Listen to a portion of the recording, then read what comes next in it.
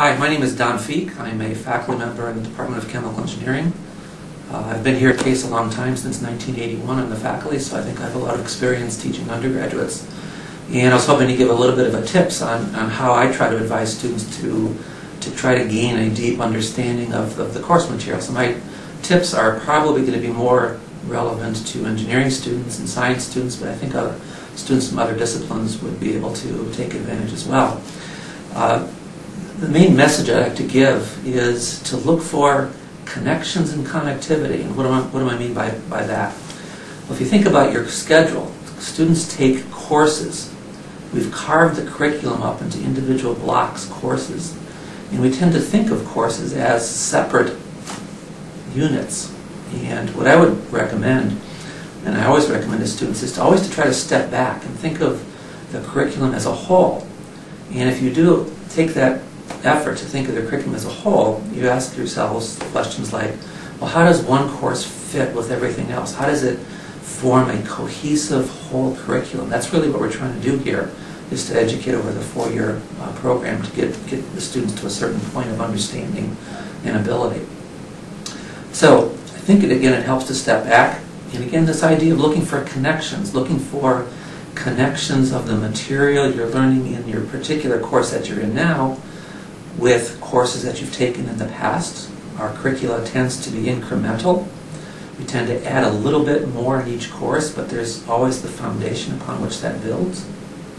And also look for connections between the course you're in and other courses you're taking at the same time. You'll often find, maybe you'll be surprised to see how much connections and overlap there is between the particular courses.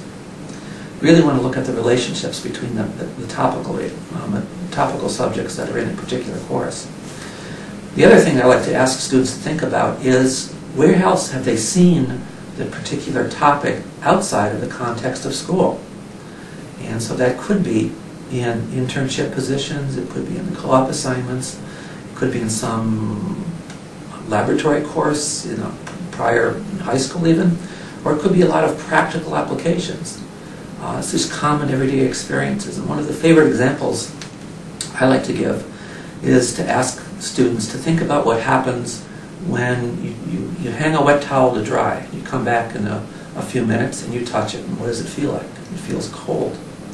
So you might think, well, why would this towel feel cold? What's cooling it? And if you start to analyze the process, you'll get connections to thermodynamics, there's connections to fluid mechanics, there's connections to mass transfer, phase change, diffusion that's going on within the solid. And you can think of all those particular topics and all those different courses and how they're coming together to make a drying towel feel cold to the touch. So again, if you think of those connections, you might be able to start to gain a deeper understanding of the particular topic matter. So some tips. If you're in a course and the material seems completely disconnected, take responsibility and ask questions. Ask the instructor how it's connected to other things you've learned. Ask the instructor to provide examples of where the material is experienced in everyday life. And I think just by continuing to ask and think of the connections, I think you'll be able to gain eventually a much deeper understanding of the particular topic material, and you'll start to see how all the courses are laced together into a curricular whole. And again, I think that might be beneficial overall. So I hope that's a helpful tip. Thanks.